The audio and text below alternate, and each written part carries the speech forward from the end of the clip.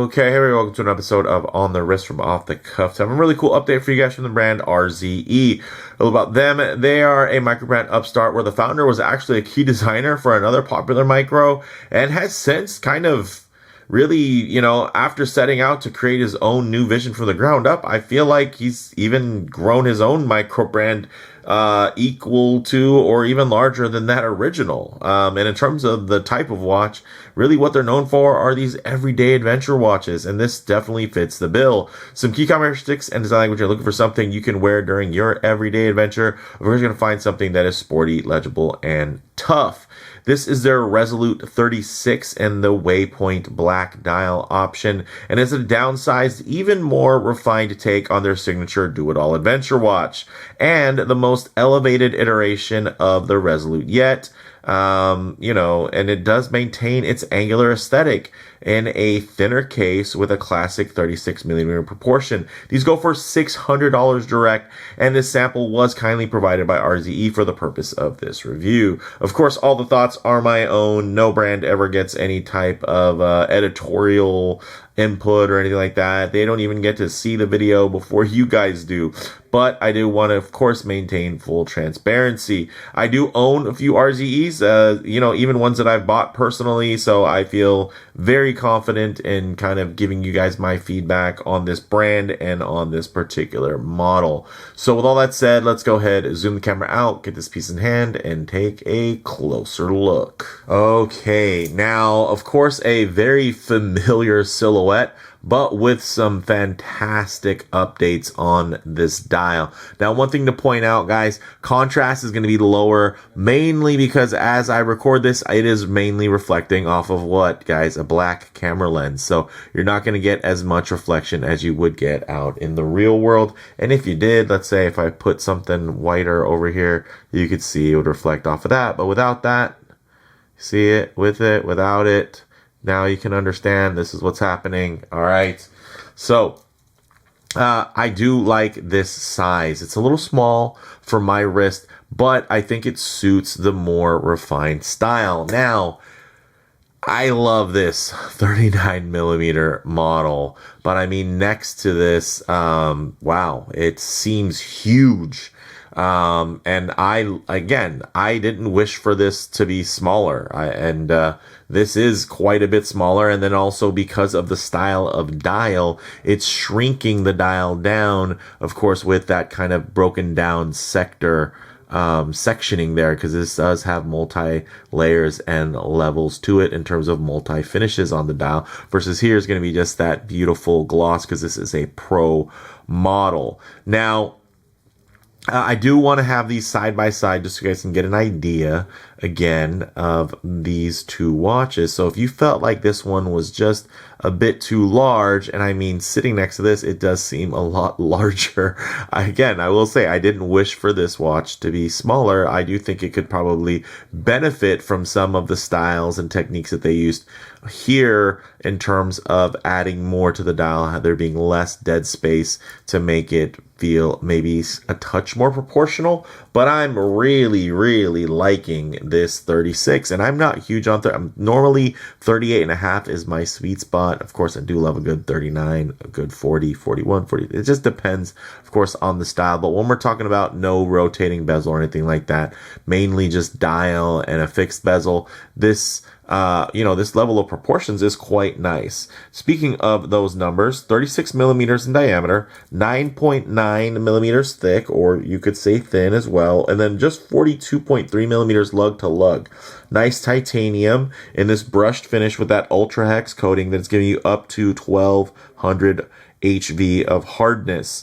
Now, it does have a flat sapphire with an inner anti-reflective coating. You're getting a screw down crown there at the 3 o'clock, and it is nicely guarded by these angular crown guards, which flow quite nicely. And you even do have the offset side with a nice little protrusion too that does give you some nice symmetry. Now, the movement inside is going to, although you can't see it here, guys, behind this very nice slim sterile case back, which most people ask for when they want that ultimate thinness.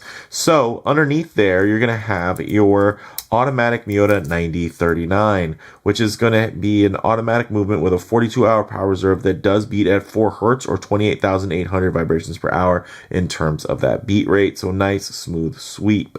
Also, with that solid case back, you're going to get some Viton gaskets, or say a Viton gasket, which is great. So you can really, again, that confidence-inspiring setup in terms of the water resistance there. Then getting to the star of the show. Look at that. There are multiple pieces to appreciate about this dial. It's multi-layered, multi-finished, getting applied indices, no date, so very, very balanced and symmetrical. You're getting Swiss Superluminova that does glow green. It's not specified on the website, but I would guess that it's C3 because it does have just a hint, just a tinge of that kind of day green lume there. So very, very clean, very, very nice. You're all still going to get, of course, 100 meters of water resistance or 330 feet. Of course, that is while the crown is screwed down. 20 millimeter lug width, which I like. So even though it's a 36 and it's smaller, that 20 millimeter lug width really helps this on the wrist not feel undersized. Definitely more on the mid-sized vibe, but not undersized, which I can appreciate since I do have a slightly larger than average wrist at about 19 centimeters or 7.5 inches.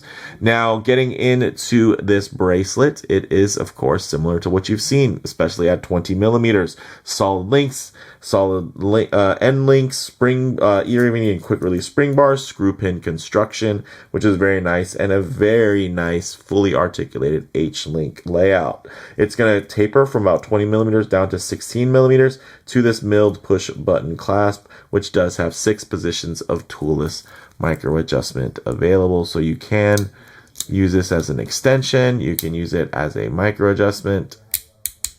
However you need to. Your wrist swells a little bit, let it out a couple clicks, and then once it gets a little cold outside and your wrist goes back to normal, you just go ahead and ratchet it back in. So very nice, and again, just fully loaded from that perspective. So with that said, let's actually get it on the wrist and see how it wears. Okay guys, as you can see on my 7.5 inch wrist, very nice. And of course, I don't have the super wide and flat accommodating wrist, and it might look like it with this watch because, again, it is on the smaller side.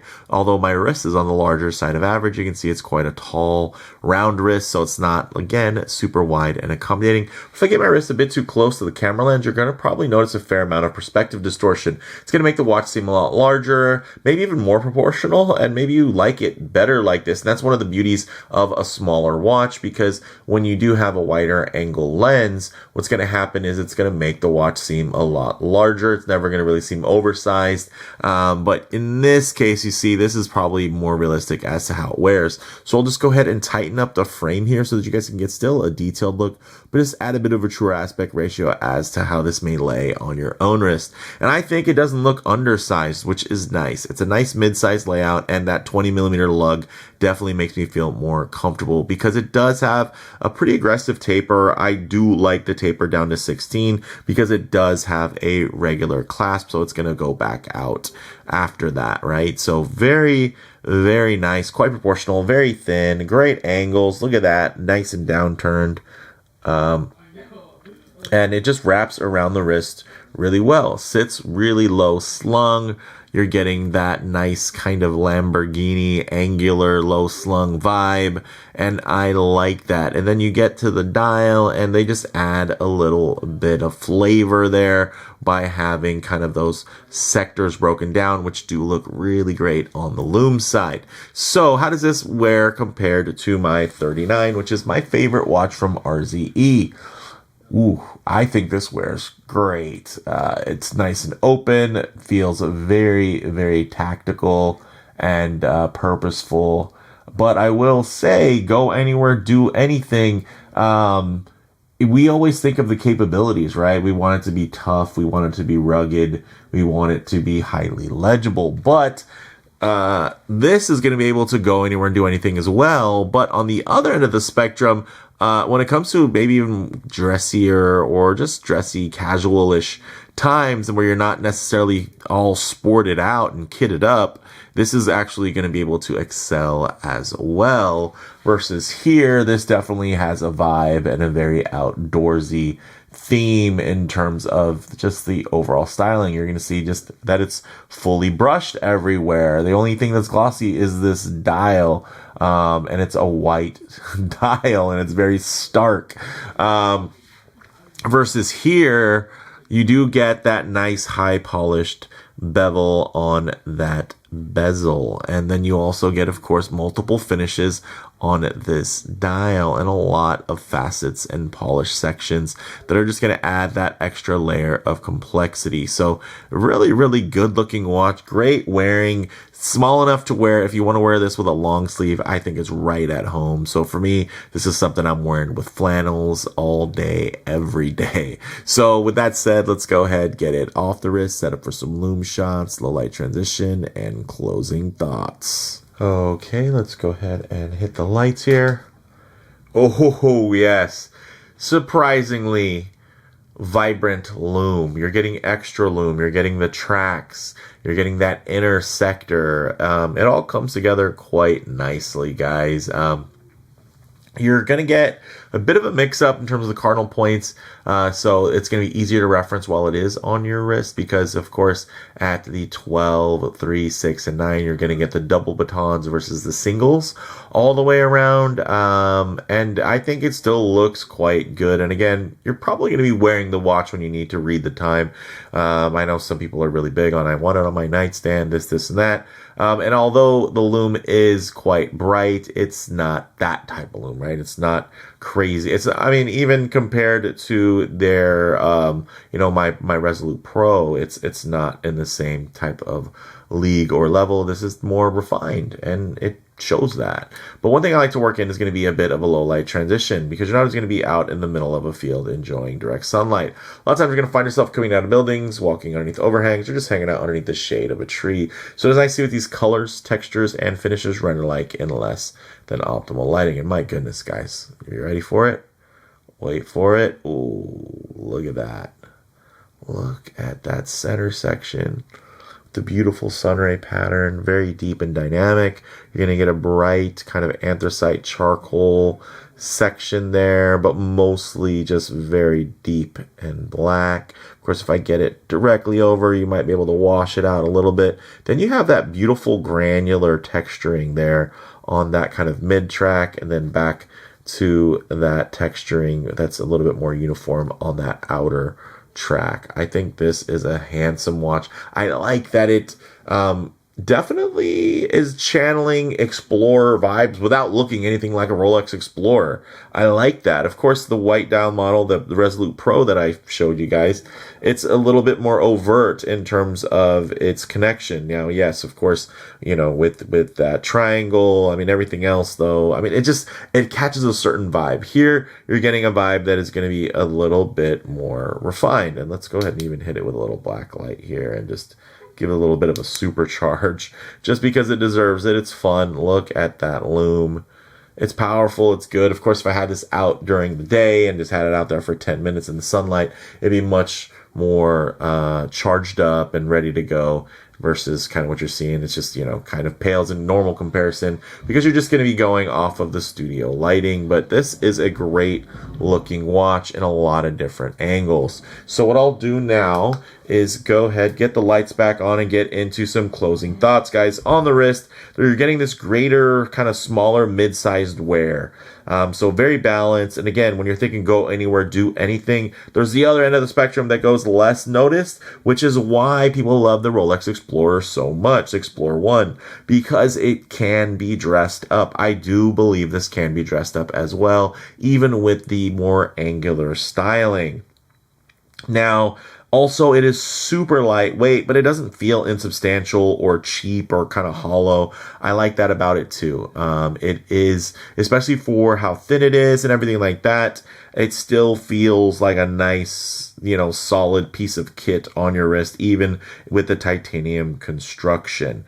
In terms of model variants, do check the site links down in the description for current options and availability. Now, in terms of comparable models, guys, I'd say the 36mm Traska Commuter really offers a very similar recipe, but with a more traditional design language, of course, paying more homage to the traditional Rolex Oyster case and Oyster style bracelet, but adding its own kind of flavor to it, but generally keeping it more sedate than this watch, which has a lot more design going on. Also choosing steel over the titanium that you'll find here, but also does cost about $90 more currently if you were to try to order one. So this is going to be a little bit cheaper, a little bit lighter, and a lot, I should say, it's somewhere in terms of a little bit more designed, I'd say, right? A little bit more original, more signature on the wrist. Looks more like the best version of its own thing versus maybe feeling like a lesser version of something else that you find desirable from another brand, a legacy brand like Rolex.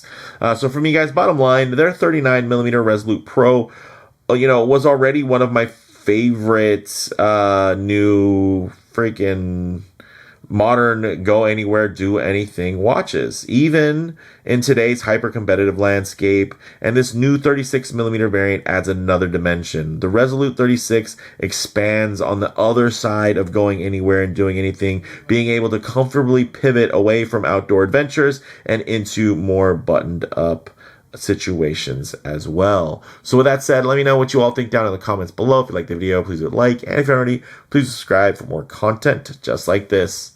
Thanks, guys.